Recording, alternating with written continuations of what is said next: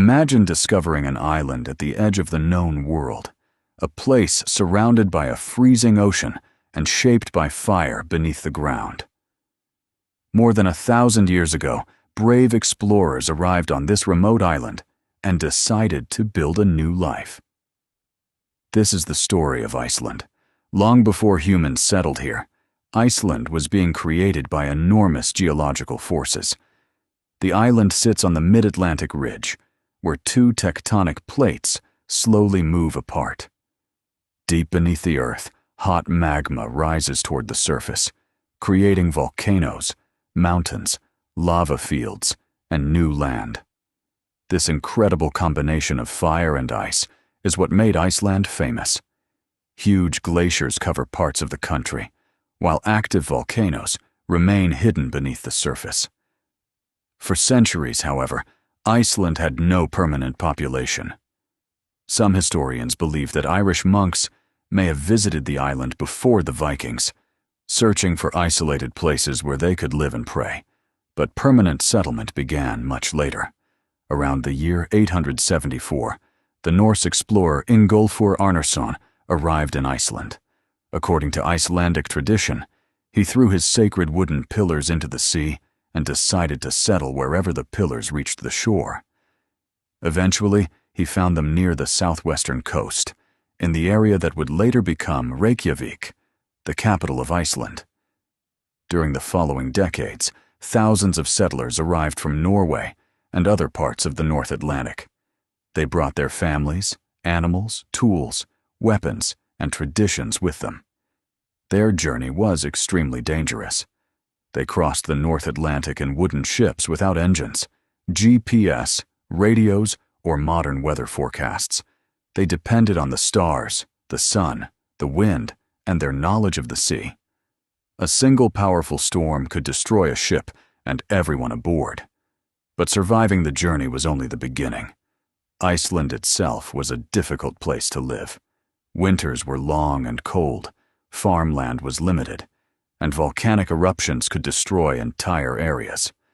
Food shortages were a constant threat, and isolated communities had to depend on each other.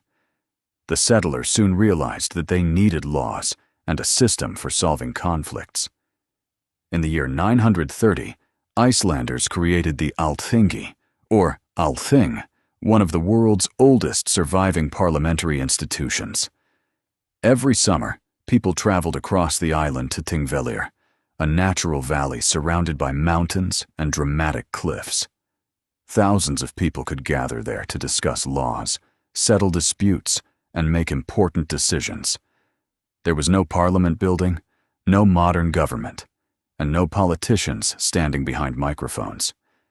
Instead, laws were announced publicly and passed down through speeches and tradition.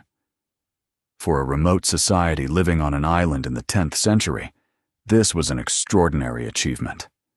The Alþing became the center of Icelandic political life and remains one of the most important symbols of the country's history. However, medieval Iceland was far from peaceful. Powerful families competed for land, wealth, and influence, and personal disagreements could turn into long-running conflicts. These struggles eventually inspired some of Iceland's greatest stories. The Icelandic sagas tell tales of farmers, warriors, explorers, families, love, betrayal, revenge, and survival. They became an important part of Icelandic culture and helped preserve memories of the country's early history. Among the most famous figures were Eric the Red and his son, Leif Erikson. Eric the Red was forced to leave Iceland after a violent conflict and sailed west toward Greenland. His son Leif later traveled even farther across the Atlantic. According to the sagas, around the year 1000, Leif Erikson reached lands he called Vinland. For centuries, these stories sounded almost impossible. Then archaeologists discovered the remains of a Norse settlement at Los Meadows in Newfoundland, Canada. The discovery proved that Norse explorers had reached North America nearly 500 years before Christopher Columbus. At the same time, Iceland faced another major transformation. Christianity was spreading across Europe, while many Icelanders still followed the ancient Norse gods, including Odin, Thor, and Freyja. The conflict between the two religions threatened to divide the country. According to the sagas, around the year 1000, Iceland officially accepted Christianity at the Alþingi. The decision was made peacefully, and some old traditions were reportedly allowed to continue privately. The ancient beliefs did not disappear completely. Their stories survived in Icelandic literature, and later became one of the most important sources of knowledge about Norse mythology. But the peaceful settlement of the religious conflict could not prevent the political struggles that followed. Powerful families became increasingly divided, and Iceland entered a period of violence that would eventually change the country's future forever. After the religious conflict was settled, Iceland entered one of the most difficult periods in its history. Powerful families became increasingly divided, and their struggle for control eventually led to a period of civil conflict known as the Age of the Sturlungs. For decades, rival clans fought for political influence, and ordinary people suffered from the violence. Iceland had no strong central ruler capable of ending the conflicts, and the country became increasingly vulnerable. Eventually, Icelanders turned to Norway for protection. In 1262, Iceland entered into an agreement with the Norwegian king, bringing the island under Norwegian rule.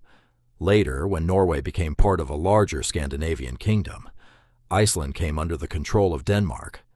For centuries, Iceland remained far from the political centers of Europe. Life on the island was extremely difficult. Most people lived from farming and fishing, and the harsh climate often made survival uncertain. Volcanic eruptions, severe winters, diseases, and food shortages repeatedly threatened the population. One of the darkest events occurred in the 18th century. In 1783, the Loki volcanic fissures began a massive eruption that continued for months. Huge amounts of lava and poisonous gases spread across Iceland. The consequences were catastrophic. Crops were destroyed, livestock died, and thousands of Icelanders lost their lives. The disaster was so enormous that its effects were felt far beyond Iceland. Volcanic gases entered the atmosphere and contributed to unusual weather conditions across parts of Europe. For Icelanders, however, the eruption was a national tragedy. Entire communities struggled to find food, and many people wondered whether their country could survive. Yet Iceland did survive. Its population slowly recovered, and during the 19th century a new movement began to grow. Icelanders increasingly wanted greater control over their own affairs and a stronger national identity. One of the most important leaders of this movement was Jón Sigurdsson. He became a powerful symbol of Icelandic independence and argued that Icelanders should govern themselves. In 1874, Iceland received a constitution and greater control over its internal affairs. The Alþingi was also restored with a more important role in government, but complete independence would take several more decades. In 1918, Iceland became a sovereign state while remaining in a personal union with Denmark. Iceland had its own government, but the Danish king remained the country's head of state. Then came the Second World War. Denmark was occupied by Germany in 1940, and British forces occupied Iceland to prevent the island from falling under German control. Later, American forces took responsibility for its defense. The war changed Iceland dramatically.